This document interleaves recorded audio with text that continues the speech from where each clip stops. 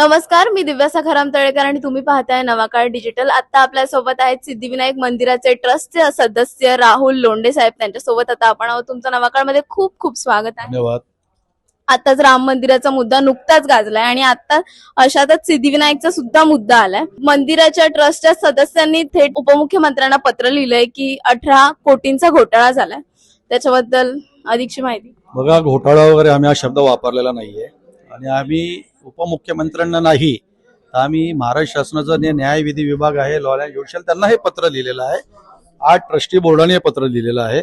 आमचा मुख्य उद्देश एवढाच आहे की आम्ही 1.5 वर्षापूर्वी या ठिकाणी ट्रस्टी म्हणून आमची नियुक्ती आदरणीय महाराष्ट्र शासनाने एकनाथ शिंदे साहेब असतील, फडणवीस साहेब असतील, अजितदादा असतील, त्यावेळी त्यांनी केली होती आणि आम्ही बाप्पाच्या सेवेला या ठिकाणी आलेलो आणि भक्तांच्या सेवेला आलेलो आहोत। राहिला मुद्दा हा प्रश्न, हा ट्रस्टी बोर्डाने जो लेटर न्याय विधी विभागाला लिहिलेला आहे, आम्ही ट्रस्टी बोर्ड आल्यानंतर 114 कोटीचा वार्षिक इथं भक्तांच्या माध्यमातून दानपेटी रक्कम जमा होत होती। मग ती अभिषेक असेल, होम असेल, हवन असेल आणि दानपेटीची रक्कम असेल।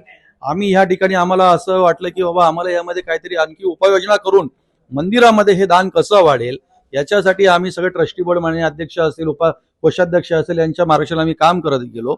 आम्हाला काही लूपहोल असे आढळलेत की मंदिरामध्ये गळती, मोठ्या प्रमाणात गळती, म्हणजे काही कर्मचारी, काही सिक्युरिटी, काही इंटरनल कर्मचारी, काही पूलवाले, काही टॅक्सीवाले यांचं एक मोठं रॅकेट आहे आणि या रॅकेटच्या माध्यमातून भक्तांकडनं अव्वाच्या सव्वा रक्कम उकाळून त्यांना VIP दर्शन देण्याचं एक रॅकेट या ठिकाणी होतं। ते रॅकेट 80-90% उद्ध्वस्त करण्यामध्ये ट्रस्टी बोर्ड यशस्वी ठरलेला आहे। आम्ही 46 कर्मचाऱ्यांना निलंबित केलं। ज्यांनी भक्तांकडनं स्वतःच्या मोबाईलवर ज्या कर्मचाऱ्यांनी जीपे केलं, रक्कम घेतली, त्यांना सस्पेंड केलं। काही महिन्यापूर्वी आम्हाला असं कळलं की काही एम्प्लॉई, जे आरतीची पेटी असते ती वाकडी करून त्यातनं काही पैसे काढतात, त्यांच्या निदर्शनास आलं। आम्हाला जर वाटलं असतं की एक कर्मचारी पकडला सोडून द्या विषय, पण आम्ही हे ट्रस्टी बोर्ड तिथपर्यंत मर्यादित राहिलं नाही, कारण आम्हाला या मंदिराचा कारभार स्वच्छ करायचा होता, पारदर्शी करायचा होता। आम्ही CCTV कंट्रोल बोर्ड मध्ये गेलो, CCTV जुने फुटेज काढले, त्यामध्ये आम्हाला 9 कर्मचारी सापडले। रीतसर आम्ही दादर पोलीस स्टेशनमध्ये तक्रार केली। 9 कर्मचाऱ्यांना या मंदिरामधून अटक केलं गेलं, त्यांना पोलीस कस्टडी झाली, त्यांना न्यायालयीन कस्टडी झाली। आज काही 8 जण जामिनावर आहेत, 1 जण अँटिसिपेटरी बेलवर आहे। आमचा उद्देश काय आहे की आम्हाला हे मंदिर कुठल्याही, हा मंदिराचा बाजार होऊ नये, मंदिर हे मंदिर राहावं। कारण सिद्धिविनायक हे जागृत देवस्थान आहे। इथे फक्त मुंबई, ठाणे आणि महाराष्ट्र नाही, देशातून आणि परदेशातून भक्त या ठिकाणी येतात, माता टेकवतात। कोणी 1 रुपया टाकतं, कोणी 1000 रुपये टाकतं, कोणी 10,000 रुपये टाकतं, पण ते जमा झालेली दानपेटीतली जी रक्कम आहे त्याचा पण विनियोग चांगल्या ठिकाणी झाला पाहिजे।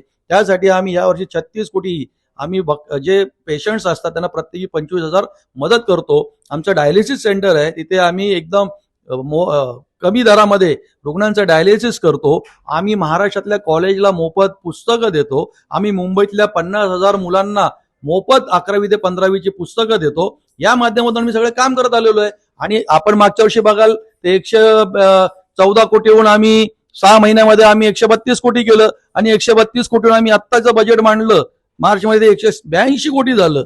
आणि ही तफावत जी आढळत गेली, आमच्या निदर्शनाला की आम्ही जे काही उपाययोजना केल्या त्यातनं काही उत्पन्न वाढलं आणि काही चोर पकडल्यानंतर जे काही मिळकत वाढत गेली किंवा जी रक्कम दानपेटीतली मोजदाद असते, दर बुधवारी आम्ही करतो, त्यामध्ये पण वाढ झाली। एका दिवसात, एका आठवड्यात 1 लाख भक्त वाढणार नाहीत, एका दिवसात, एक आठवड्यात 10,000 भक्त वाढणार नाहीत, एका दिवसात 1,000 भक्त वाढणार नाहीत। मग ही रक्कम कशी काय वाढली?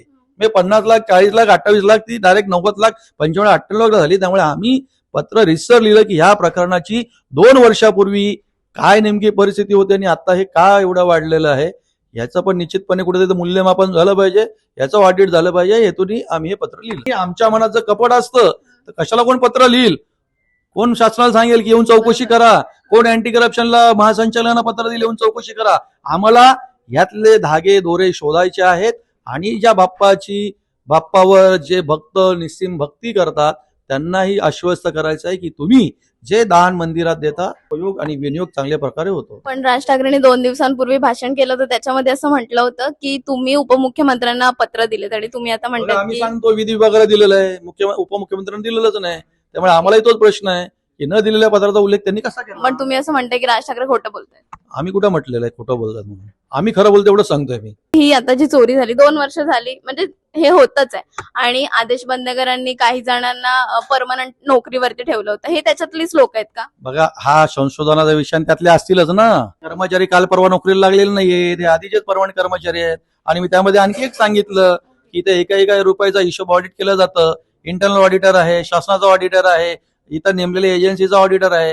त्यानंतर आम्ही ट्रस्टी आहोत, आम्ही सगळ्या फायली चेक करतो, आम्ही कुठे काय कमी आहे ते बघत असतो. आणि आदेश बांदेकर किंवा तत्कालीन अध्यक्ष कोण असतील तेव्हा त्यांनी शिवभोजन थाळीला 10 कोटी दिलेच होते ना मंदिरातले. त्याचंही पत्र आम्ही लिहिलंय की बाबा 10 कोटी दिले, त्याचा विनियोग झाला की नाही, युटिलाइज झाले की नाही. युटिलाइज झाले असेल तर आम्हाला त्याचा अहवाल पाठवा. पण याचा रोख नेमका कोणाकडे? रोख कोणाकडे? तत्कालीन मुख्यमंत्री, तत्कालीन अध्यक्ष. डायरेक्ट नावच सांगतोय मी. धन्यवाद, तुम्ही वेळात वेळ काढून एवढा इंटरव्ह्यू दिलात. अधिक अपडेटसाठी पाहत राहा नवाकाळ डिजिटल.